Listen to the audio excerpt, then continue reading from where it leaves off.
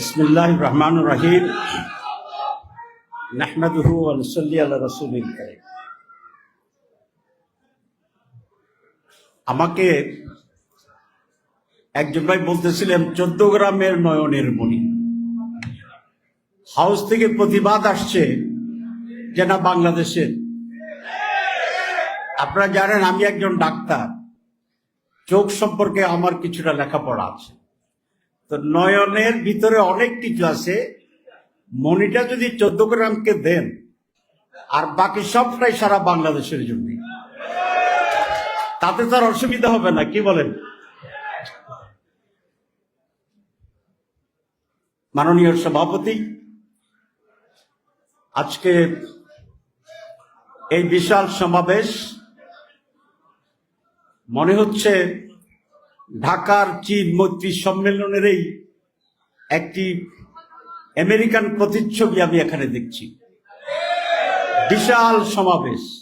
আমাদের পাক ভারত উপমহাদেশের মুসলমানদের একটি দীর্ঘ সংগ্রামী ইতিহাস আছে, আপনারা জানেন। মুসলমানরা কখনো কোনো পরাজয় মেনে নেয়নি।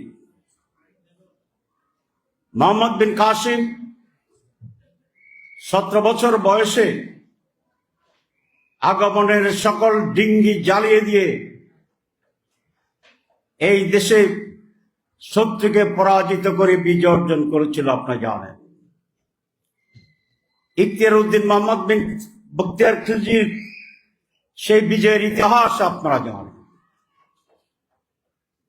শহীদ তিতুমীরের বাঁশের কিল্লার সংগ্রামের লড়াই আমরা জানি। আমাদের হাজী শরীয়তুল্লাহর ইতিহাস আমরা জানি। আজকে বাংলাদেশের যে ভূখণ্ড, বিশেষ করে ফেনী নোয়াখালীর মানুষেরা মুষ্টি যুদ্ধ সংগ্রহ করে শত শত মাইল হেঁটে ব্রিটিশ বেনিয়ার বিরুদ্ধে সংগ্রামের লড়াই করে শাহাদাত বরণ করেছিল হাসি মুখে। তার ফলশ্রুতিতে 1947 সালে আমরা একটি স্বাধীন ভূখণ্ড পেয়েছিলাম, যার নাম পাকিস্তান। এবার যে জুলাই ডিক্লারেশন হয়েছে সেটি 1947 থেকে শুরু করেছিল ইতিহাসকে। আমরা প্রতিবাদ করেছিলাম। আমরা নতুন করে সেইখানে 200 বছরের ব্রিটিশ বিরোধী বেনিয়ার বিরুদ্ধে যে সংগ্রাম, যে লড়াই, যে রক্ত, যে জীবন, সেইটিকে সন্নিবেশিত করার জন্য বলেছিলাম। দুঃখের বিষয়, এই ইন্টারিম গভর্নমেন্টের জুলাই ডিক্লারেশনে ইতিহাসের সেই সংযোজনকে তারা সেখানে অন্তর্ভুক্ত করেনি। সেদিনেই যখন আমি ছিলাম সেই মিটিংয়ে 5 আগস্টে, সাংবাদিকেরা জিজ্ঞাসা করেছিল আপনার অনুভূতি কি। আমি বলেছিলাম আমরা হতাশ হয়েছি। এদেশের মানুষ কখনো পরাভব মানে নাই। আমরা লড়াই করেছিলাম 52-এর ভাষা আন্দোলনের জন্য। নেতৃত্বের ব্যর্থতায় সেটি আজও পূর্ণতায় পর্যবেসিত হয়। আমরা লড়াই করেছিলাম 1971 সালের স্বাধীনতার জন্য। আমরা ভৌগোলিক স্বাধীনতা পেয়েছি, নতুন মানচিত্র পেয়েছি, পতাকা পেয়েছি, স্লোগান পেয়েছি। কিন্তু স্বাধীনতা যুদ্ধের যে মর্মবাণী ছিল, যে সারবত্তা ছিল, সংগ্রামের যে লক্ষ্য ছিল, সেই লক্ষ্যে আমরা পৌঁছতে পারিনি। সেই জন্যই সংক্ষেপ করার জন্য ইতিহাসকে আর উল্লেখ করতে চাই না।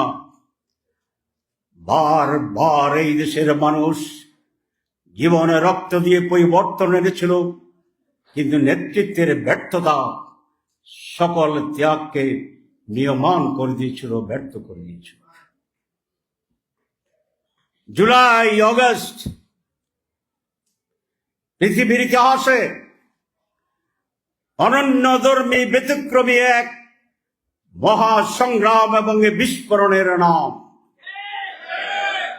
বহু দেশে বিপ্লব হয়েছে, গণঅভ্যুত্থান হয়েছে, কিন্তু বাংলাদেশের জুলাইয়ের গণঅভ্যুত্থানের যে ক্যারেক্টার, একদিনের নবজাত শিশুকে কোলে নিয়ে মা গুলির মুখে, পুলিশের বুলেটের মুখে দাঁড়িয়ে রাস্তায় স্বাধীনতার স্লোগান দিয়েছিল, অশীতিপর বৃদ্ধ লাঠি বহর করে ঢাকার রাজপথে ব্যারিকেড তৈরি করেছিল, রিক্সাওয়ালা, ঠেলা গাড়িওয়ালা, স্বাভাবিক মানুষরা রাজপথে লুঙ্গি পরে অর্ধনঙ্গ অবস্থায় ব্যারিকেড তৈরি করে দিয়েছিল। মাদ্রাসার আলেম ওলামা থেকে শুরু করে বিশ্ববিদ্যালয়ের শিক্ষক, সকল শ্রেণীর মানুষেরা এখানে অংশগ্রহণ করেছিল। এরকম সকল পার্টিসিপেটরি মুভমেন্ট পৃথিবীর ইতিহাসের বিরল ঘটনার একটি অংশ। আমরা স্বৈরাচারকে পালিয়ে যেতে বাধ্য করেছিলাম। আমরা চেয়েছিলাম হাসিনার পদত্যাগ, আর আল্লাহ বলেছেন ধৈর্য ধরো, আমি তাকে দেশ ত্যাগে বাধ্য করব। কিন্তু আফসোস আবার যে চেতনা নিয়ে এই দেশের হাসিনাকে পালিয়ে যেতে বাধ্য হয়েছিল, পরবর্তীতে আজকে আবার সেটা যেন কিছুটা বিবর্ণ হওয়া শুরু করেছে। আবার ষড়যন্ত্র, আবার ক্ষমতার লড়াই, আবার আত্মপ্রতিষ্ঠার সংগ্রাম, আবার দালালি। আজকে সময় এসেছে এদেশের মানুষ, আমরা বারবার আর প্রতারিত হইতে চাই না। আমরা অনেক সচেতন, আমরা এখন সচেতন। আমরা আরো 15 বছরের লড়াইয়ের অপেক্ষায় থাকব না। আমাদের অর্জনকে যেখানে আঘাত করবে, যেখানে ষড়যন্ত্রকারী নয় তার ছায়া দেখা যাবে, সেখানেই নতুন প্রতিরোধ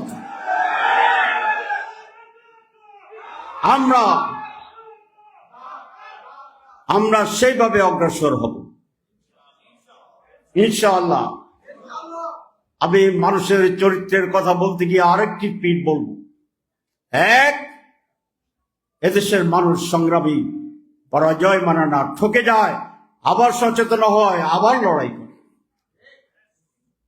আপনারা যদি বাংলাদেশের 54 বছর ইতিহাস দেখেন, কোন একটি দলকে 2 বার স্বতঃস্ফূর্তভাবে জনসমর্থন নিয়ে নির্বাচিত দেশের মানুষ করে নাই। এক দলকে ভালো মনে করেছে, ভোট দিয়েছিল, আবার যখন তাদের চরিত্র দেখেছে পরের নির্বাচনে পরিবর্তন করে দিয়েছে।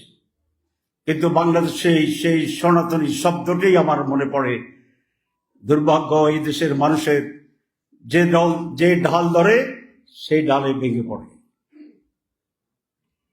আমরা এই বাংলাদেশের মানুষ সোনার বাংলার স্লোগান শুনেছিলাম, আমরা সবুজ বাংলার স্লোগান শুনেছিলাম,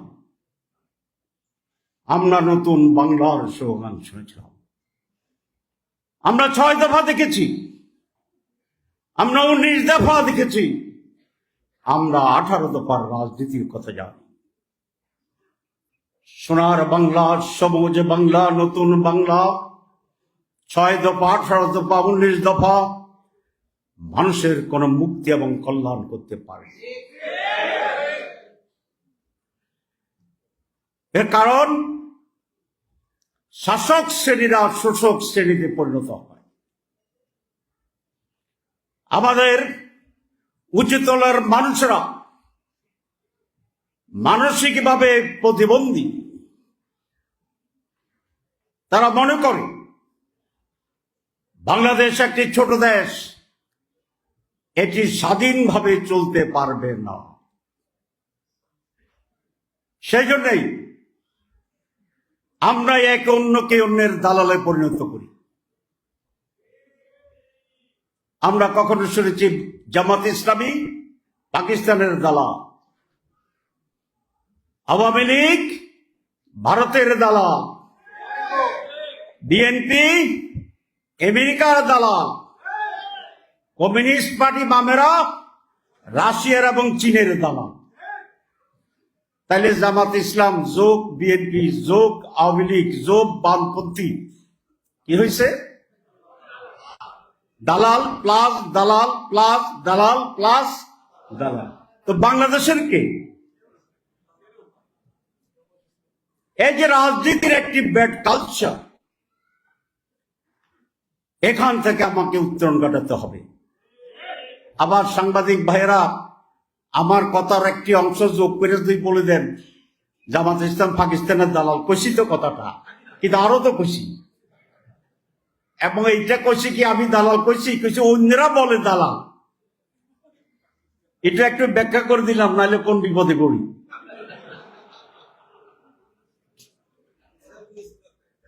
আমরা বাংলাদেশি, বলেন আমরা বাংলাদেশি। ওই ডোন্ট কেয়ার এনিবডি।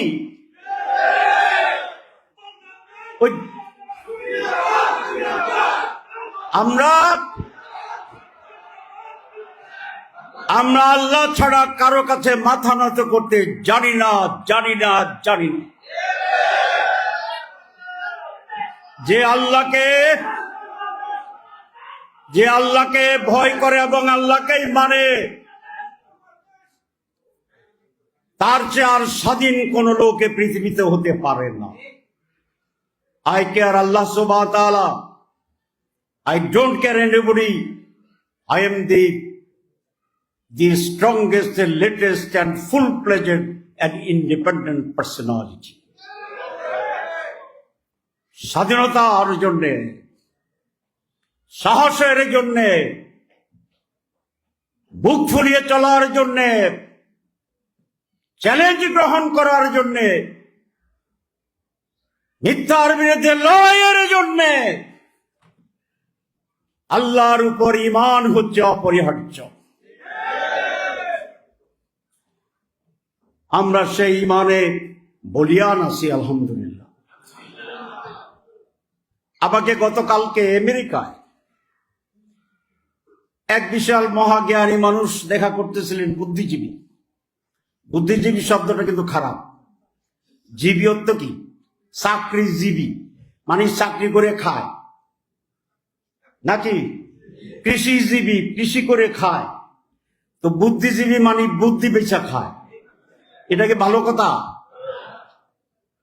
এগুলো তৈরি হয়েছে কেন? আমাদের দেশের কিছু ভিন্ন টাইপের মানুষের জন্য। বলে আপনারা যদি ক্ষমতা আসেন তাহলে প্রতিবেশী রাষ্ট্রে তো আপনাদেরকে পছন্দ করে না। আমি বললাম যেটা আপনার কমেন্ট, আমি কিছু বলবো না। সব কথা বলা কি সবসময় সঠিক? সব কথা সবসময় বলার প্রয়োজনও হয় না। আবার সব কথা সবসময় না বললেও চলে না।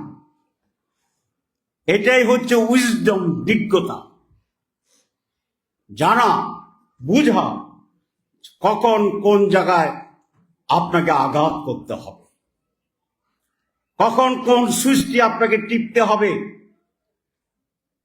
শীতকালে প্রচন্ড শীতের সময় লাইটের বাতি টিপতে গিয়া যদি ফ্যানের বাতি টিপা দেন, এটা কি উইজডম হবে? আর বাড়ালাম না। এই যে মনস্তাত্ত্বিক দুর্বলতা উচ্চ পর্যায়ের লোকদের, যে এটা না হলে পারবেন কিনা, ওটা না হলে পারবেন কিনা, আমি ওনাকে বুঝালাম যে আমাদের যারা নাইবারিং কান্ট্রি আছে তাদের সকলকে আমাদের প্রয়োজন। আমাদের প্রোডাক্ট আনতে হয়, আমি আপনার সাথে একমত। কিন্তু ওনাদের আমাদের প্রয়োজন আছে কিনা, কম হোক বেশি হোক, এ ব্যাপারে আপনি কি বলেন? বলে যে তাও আছে। তা আমারও আপনাকে প্রয়োজন, আপনারও আমার প্রয়োজন, তাহলে প্রয়োজন তো দুইটাই। তো তাহলে তো আমি সমান সমান থাকতে পারি, কি পারি না? এই মানসিকতা থাকলেই তো আপনার সমান। মালদ্বীপ বাংলাদেশের যে কত গুণ বড় জানেন না? কারা কারা এটা বলে? সবাই আমরা জানি। তো মালদ্বীপ কি বাংলাদেশের চেয়ে বড়? বাংলাদেশের জনসংখ্যা কি আমাদের চেয়ে বেশি? আমি মালদ্বীপ গিয়েছিলাম। তো মালদ্বীপ কি আছে পৃথিবীতে না মুছে গেছে? আছে। তো কেমনে আছে? হেরা কিছু কিছু জিনিস করছে না, কাজ টাজ বলছে না আপনাদের দরকার নাই, বলছে। তো মালদ্বীপের মতো কয়েক লক্ষ মানুষের দেশ যদি মাথা উঁচু করে দাঁড়াতে পারে, হোয়াই নট দি বাংলাদেশ? 18 কোটি মানুষের দেশ, আমরা স্বাধীন মাথা উঁচু করে দাঁড়াতে পারবো না কেন? ইসলামের ইতিহাসে এই নজির আছে। রাসূল আকরাম সাল্লাল্লাহু আলাইহি ওয়াসাল্লাম যখন মদিনা গেলেন, ইসলামিক স্টেট ঘোষণা করলেন, উনি প্রতিবেশীদের সাথে চুক্তি করলেন। তারা কি সকলে মুসলমান ছিল? For the protection, security, regional security, তখনকার ইন্টারন্যাশনাল সিকিউরিটি, সেই সময় মদিনা রক্ষার জন্য আল্লাহ রাব্বুল আলামিন ও মুসলিম অনেক গোত্রের সাথে চুক্তি করেছিলেন। আমাদের সাথে এরকম মুসলিম দেশের চুক্তি হবে আমরা যদি ক্ষমতা যাই। আমাদের সাথে মুসলিম স্ট্র্যাটেজিক রাষ্ট্রগুলোর সাথে চুক্তি হবে। কেউ যদি আমাদের সামনে তাকায়, অনেক রাষ্ট্র শক্তি থাকবে, যারা আমাদের দিকে তাকাবে তারা সকলে ওদের দিকেও তাকাবে।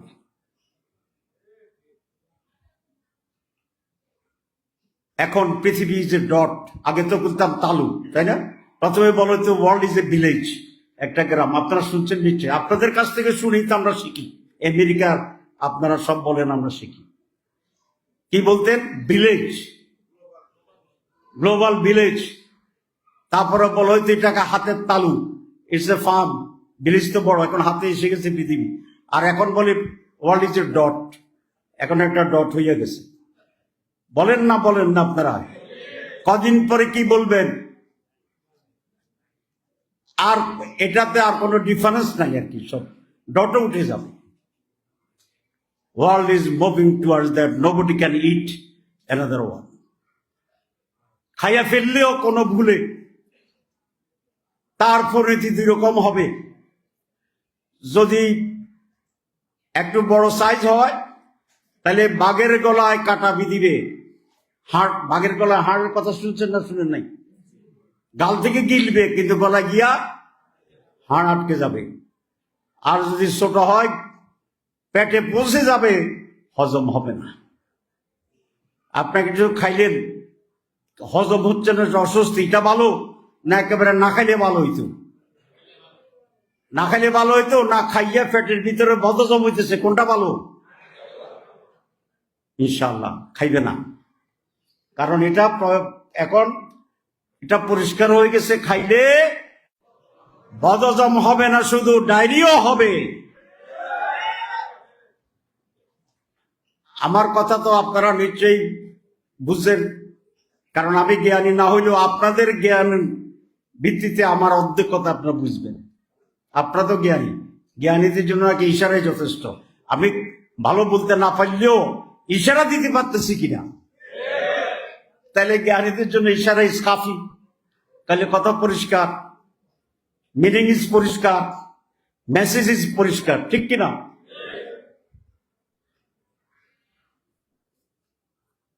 এইসব আমাদের মাথায় আসে এক শ্রেণীর অলস, কাজ নাই যাদের, ঘরে বসে করেছে মাত্র রিসার্চ করে আর বুদ্ধিজীবী হিসেবে নিজেকে জাহির করতে চায়। নতুন নতুন সূত্র, নতুন নতুন সূত্র। এখন আবার নতুন সূত্র বেরিয়েছে যে জামাত ইসলামীকে দ্বিতীয় হইতে দিবে না। ক্ষমতা তো দূরের কথা, জামাত ইসলামকে প্রধান বিরোধী দল হইতে দিবে না। কেন? জাতীয় পার্টির সামনে এসে জাতীয় পার্টির 2 নম্বর বানাইবে। আওয়ামী লীগ তো আসতে পারতেছে না, কারণ কাজ কাজ তো ব্যান্ড আছে, একটু আধা আধা ব্যান্ড আছে। কি বলেন? আমি এরকম একজন বিশ্লেষণ করতেছি। এখন তো বহু লোক আলহামদুলিল্লাহ জামাতের কাছে আসে, জামাত দ্বিতীয় হইতে পারবে না, কিন্তু আবার জামাতের কাছে কথা কইতে আসে। খুব যোগ বিয়োগ দেখাইল। তা আমি খুব মনোযোগ দিয়ে শুনলাম। শোনার পরে আমি বললাম যে আমি আপনার ফুরন বাঘ দেখাই, ওটা তো আপনি দেখান নাই। আপনি শুধু আমার দেখেছেন কি যোগ বিয়োগ। জাতীয় পরিষদ এটা যোগ হইব, এটা যোগ হইলে আপনাদের এটা বিয়োগ হইব, যোগ বিয়োগ পর্যন্ত ছিল। আমি বললাম যে আচ্ছা এখন ফুরন ভাগ দুটা তো বাকি আছে, তাই বসেন আমি আপনাদের ফুরন দেখাই। ফুরন মানে কি? গুণ। আর একটা আছে কি?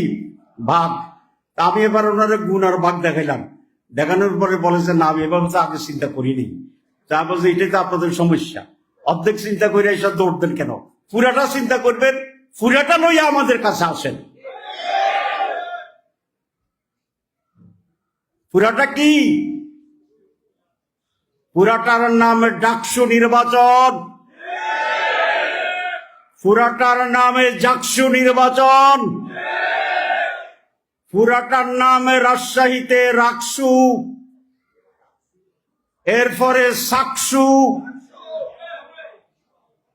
এরপরে জকসু। জগন্নাথের নাম ঘোষণা দিচ্ছে, ইলেকশন হবে।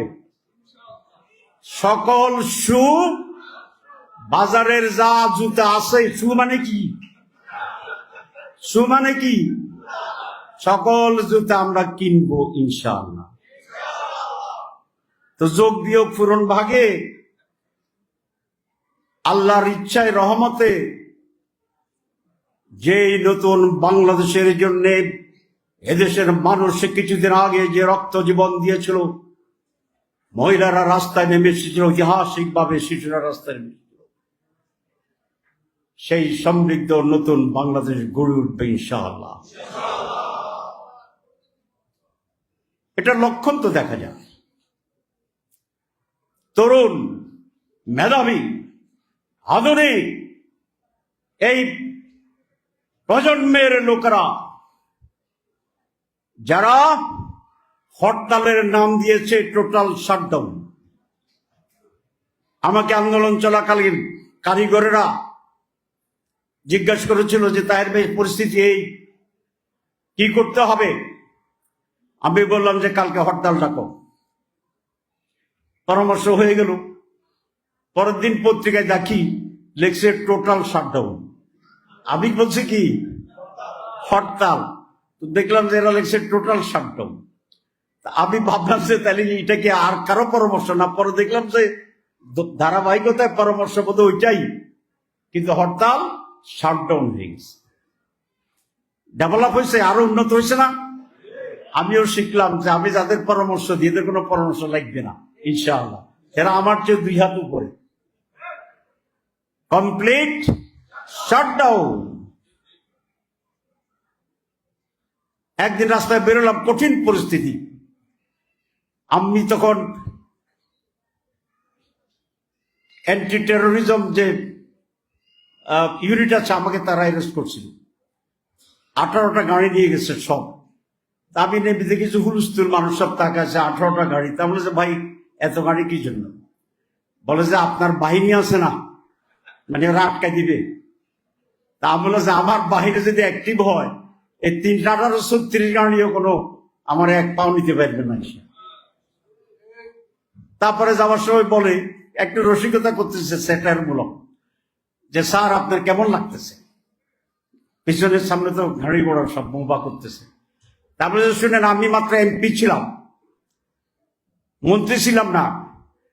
এই জন্য ঢাকা মহানগরীতে আমাদের কোনো পুলিশ প্রটোকল ছিল না, 14 গ্রাম করে থাকতো। তা আপনাদের সামনে পিছনে গাড়ি দেখে তো আমাকে মন্ত্রী মন্ত্রী মনে হইতেছে। সে সামনে গাড়ির পিছনে, আই ওয়াজ লাফিং, আমি হাসতেছিলাম। এটা বলার পর তো বেকুব হয়ে গেছে, সে ভাবছে আমার একটু সেটেল। এরা আমাদের ইতিহাস জানে না, এরা আমাদের ব্যাকগ্রাউন্ড জানে না। আমাকে রিমান্ডে নিয়ে গেছিল, ইংরেজিতে কথা বলে, আমার পরে পাঞ্জাবি আলু থালু ভাব, র্যাবে নিষেধ দরিয়া একটু স্যাটার করি কথা বলে যে বাসে আগুন লাগাইছেন কেন। আমি চুপচাপ বসে রয়েছি, এই ইংরেজিতে কথা বলে, আমি বাংলায় জবাব। এটা বুঝছে যে আমি ইংরেজি কমপক্ষে বুঝি, কাল জবাব দিতেছি। পরে খুব একটা খোঁচা দিল, আমি দেখলাম যে না, এটার একটা ওষুধ দিতে হবে এখন। তারপর যে do you know what's my background, ইংরেজি শুরু করলাম, আল্লাহর ইচ্ছা, আল্লাহর পর ভরসা করিয়া আল্লাহর নামে শুরু করিলাম। ঠিক আছে, আসে না, আল্লাহর নামে শুরু করিলাম। তো বললাম যে do you know my background, I am not a মাওলানা, যদিও পরে আসছি পাঞ্জাবিয়ান পায়জামা। কি বলছি? আই এম নট এ মাওলানা, যদিও পরে আসছি পাঞ্জাবিয়ান পায়জামা। I am a medical graduate from Dhaka Medical College. I was an elected General Secretary. I got talent put scholarship in primary school, in high school, and I stood third in the whole board, bigger board. দেখলাম যে এটার ওষুধ না দিলে এটা থামতেছে না, মানে আমার মৌলবী মনে করিয়া, মৌলবীরা তো মহাজ্ঞানী আমাদের দেশে আলহামদুলিল্লাহ। এদের সাইকোলজিক্যাল প্রবলেম ছিল। এরপরে বলে যে আপনাকে আর জিজ্ঞেস করবো না, আমি তো আদা জামাত ইসলাম হইয়া গেছি। আমার বলছে কি দিয়া থানায় পাঠাইছে আমার সঙ্গে বলছে যে বলো স্যারের প্রতি যেন টেক কেয়ার করে। এখন স্যার টেক কেয়ার এসে গেছে, কেয়ার টেকের না, কিসে আসছে? Take care. This is the inferiority complexity of our so-called educated and powerful personalities. আমরা কোনো কমপ্লেক্সিটিতে ভুগি না, neither inferiority nor superiority. কিসে ভুগি? আল্লাহর কাছে, যেটা বলছিলাম, we believe in Allah subhanahu wa ta'ala. Islam is our belief and religion. Allah is our Lord. Rasul is my prophet. Quran is my constitution. Islam is a complete code of life. And this is the only guarantee for the salvation of the humanity.